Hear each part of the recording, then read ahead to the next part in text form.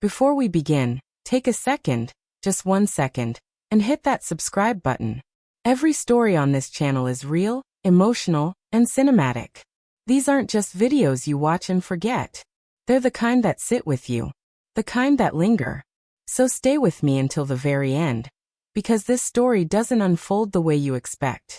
There are moments in life when silence speaks louder than anything ever could. Not the peaceful kind of silence. Not the calm hush of early morning or the soft quiet after snowfall. I'm talking about the heavy kind. The suffocating silence. The one that grows slowly between people who are supposed to care about each other. Until what isn't said becomes unbearable. That was the silence filling my apartment that night. For the first time in longer than I wanted to admit, I felt completely alone. Not the simple loneliness of being by yourself in a room. Not the kind you can distract yourself from with music or a screen. This was sharper. Deeper. It settled in my chest and stayed there, making every breath feel just a little harder than the last. Earlier that day, I had lost my job. The cafe where I'd spent nearly 3 years of my life. Pouring coffee, memorizing regular orders, learning exactly how each customer liked their mornings to start. Had shut down without warning. No notice. No grado algo vie. No we're sorry. One day, I was tying my apron and greeting familiar faces with practiced smiles. The next, I was standing in my kitchen, staring at a stack of bills that suddenly felt like a threat. Rent was due in less than a week. My savings barely covered groceries. Gas money felt like a luxury. I could feel panic tightening around my ribs, squeezing in a way that made my hands tremble for no clear reason at all. That kind of fear doesn't shout. It whispers. Constantly. Relentlessly. And then there was him. My boyfriend. We weren't married. We didn't live together. He had always insisted on space. Boundaries. Independence. At first, I told myself it was healthy. Responsible, even. But over time, that space started to feel like distance. Like a wall I was never meant to cross. Still, he was the first person I called. Maybe that was hope. Maybe it was desperation. Maybe it was just instinct. I don't know how I'm going to pay rent this month, I said, my voice betraying me before I could steady it. There was a pause on the other end. Then he cut in casually. Well, you'll figure it out. The way he said it felt wrong. Too light. Too easy. Like he was commenting on the weather instead of the fear crushing my chest from the inside. I swallowed, my throat burning. I just thought, maybe you could help me this month. Just this once. I wouldn't, he said. No hesitation. Then, distracted. Like he was doing something else while we talked, he added. It's not really my responsibility, is it? You're independent. You always say that. My own words came back to me like stones. I had always prided myself on being independent. On handling life on my own. On not needing anyone. But independence wasn't supposed to feel like this. This wasn't strength. This was drowning quietly while someone watched from shore. The call ended awkwardly. Neither of us knew how to close it. Take care, he muttered, and then the line went dead. I stared at my phone long after the screen went dark, holding it like something that had just slipped out of my grasp. I sank to the floor by the window, knees pulled tight to my chest. Outside, the city didn't care. Lights flickered on one by one. Cars passed. People laughed somewhere below. The world kept moving.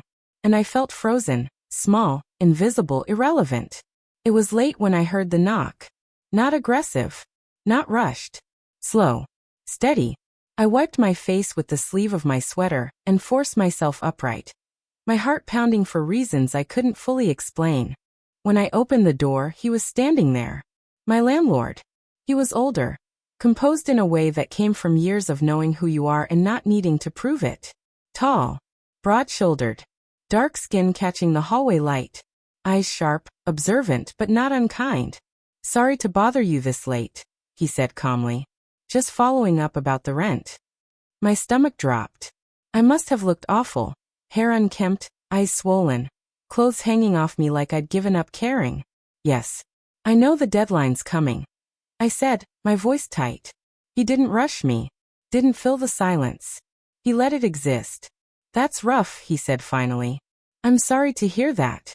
Something about the way he said it, without pity, without judgment, made my chest ache. I'll figure it out, I muttered. I just need a little time. His posture didn't change. No crossed arms. No looming presence. I'm not here to pressure you, he said gently. But if you want to talk about options, my office is open.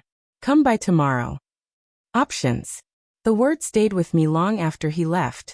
I didn't know what it meant. And I wasn't sure I wanted to. But one thought refused to leave my mind. I couldn't rely on the person I loved.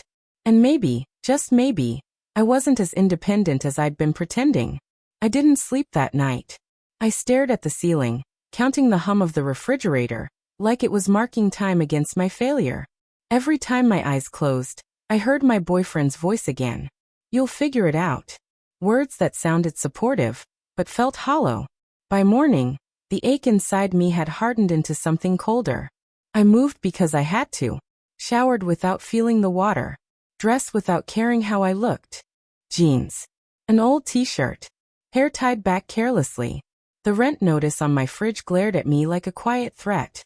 Calling my boyfriend again felt impossible. Humiliating. Still, before leaving, I put on a little lipstick. Barely noticeable. Just enough to feel like I hadn't completely given up. The landlord's office was only a few blocks away. I'd walked past it countless times. This time it felt different. When I stepped inside, soft music played from a radio on his desk. He looked up, nodded once. You made it. I sat across from him, feeling 12 years old again, like I was waiting to be told what I'd done wrong. I lost my job, I said. I don't have the rent. Not even part of it. He didn't flinch. I appreciate your honesty, he replied. Most people don't even offer that. I rushed to defend myself. I've been applying everywhere. I'm not just waiting for help. I didn't assume you were. Shame curled in my chest anyway.